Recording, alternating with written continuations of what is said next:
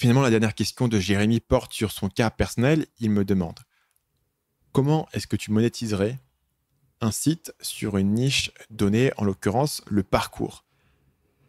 J'ai pas les chiffres exacts, mais il y a 800 000 recherches sur le mot-clé parcours en France chaque mois.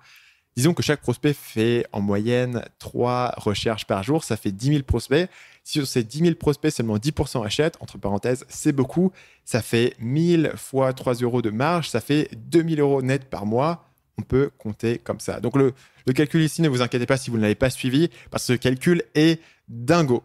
D'abord, ce genre de calcul n'a aucun sens, dans la mesure où tous ces chiffres-là sont tellement difficiles à estimer que tu ferais aussi bien de ne pas les estimer. Une chose est claire, c'est que tu as 800 000 recherches par mois sur un mot-clé, tu as probablement l'opportunité de pouvoir monter un business dessus. C'est qu'il y a un intérêt, c'est qu'il y a une audience qui est là.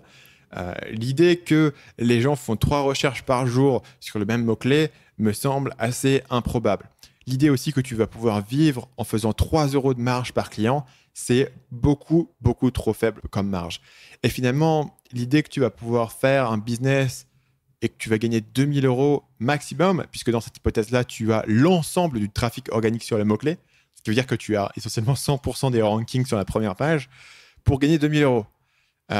C'est beaucoup trop petit comme ambition. Je dirais que à la louche sur le business du parcours, donc le parcours, au cas où vous n'avez pas suivi toute cette affaire de Yamakasi, c'est vraiment courir et faire des espèces d'acrobaties sur les toits. Bon, je définis très mal le parcours, faire des acrobaties en milieu urbain essentiellement. C'est une espèce de course d'obstacles en milieu urbain qu'on a vu bien sûr dans le film Yamakasi, que connaissent tous les gens qui sont nés dans les années 90.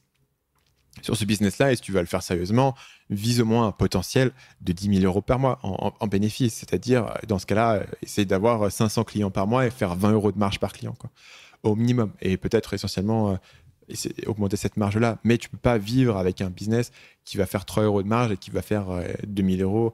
Ça n'a pas de sens au niveau du calcul.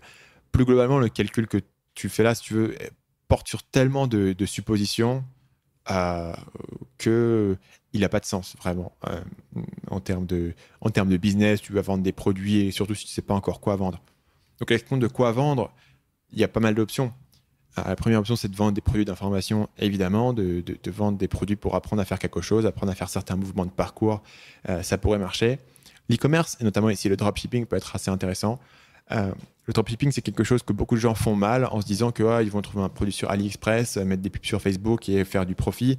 Dans certains cas, ça peut marcher. Dans certains cas, c'est une bonne manière de perdre beaucoup d'argent, surtout si tu n'as pas les compétences de le faire. La plupart des gens qui le font sont relativement sophistiqués. Et si tu pars de zéro, il y a peu de chances que tu puisses vraiment battre cette concurrence qui est plus sophistiquée. En revanche, l'avantage du dropshipping, c'est que tu peux commencer avec très peu de capital, sans stock, etc. Donc, si tu as un moyen d'acquérir une audience, si tu as une expertise sur le parcours et tu peux développer une audience, du contenu là-dessus et mettre en avant tes produits en dropshipping, c'est une bonne manière de commencer et de tester une idée. Et après, l'objectif, ça serait de monter en gamme et de passer de ce niveau où tu fais du dropshipping à un niveau où tu peux avoir tes propres produits que tu peux soit au départ trouver en white label, c'est-à-dire que tu prends un produit qui existe déjà et tu colles ta marque dessus, ou alors des produits au final que tu vas pouvoir développer de manière customisée. Et ça sera basé sur la communauté, sur le trafic que tu développes, puisque tout le monde n'achète pas des produits d'information, mais tout le monde qui fait du parcours doit acheter certains produits. Alors, je ne sais pas lesquels c'est, mais ils doivent avoir certains intérêts en termes de produits qu'ils achètent. Une autre option, c'est l'affiliation. C'est encore une fois une manière de tester des produits sans avoir besoin de les créer toi-même. Si tu peux créer des partenariats, c'est intéressant. La publicité et les posts sponsorisés. Donc, en termes de juste mettre des pubs AdSense sur ton site, ça peut être assez limité. Mais si tu as développé une audience bien pointue de gens qui sont fans d'un domaine et qu'il y a des marques qui ciblent ce domaine-là, tu peux monétiser relativement efficacement en ayant soit des publicités, soit des posts sponsorisés de la part de cette marque. Tu peux combiner ça de différentes manières avec l'affiliation notamment pour avoir potentiellement une manière de monétiser relativement facilement si tu arrives à obtenir ce trafic et cette audience. Finalement, la dernière idée, c'est de réfléchir en termes de communauté. Comment est-ce que tu peux connecter ces gens, soit à travers des événements qui peuvent être payants ou non, soit à travers une communauté en ligne qui peut être encore une fois payante ou non. Mais tu as plein d'options pour monétiser cette niche potentielle qui peut être intéressante si tu as la capacité de construire une audience là-dessus, construire un trafic, construire une liste email.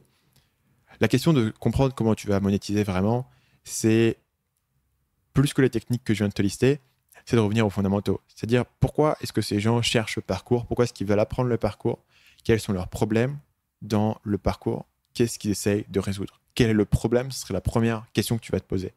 Deuxièmement, quelle solution va les aider à résoudre ce problème? Solution gratuite à travers des articles, des conseils, des vidéos, ou solution payante à travers soit des produits d'information, soit des produits qui peuvent être vendus en e-commerce.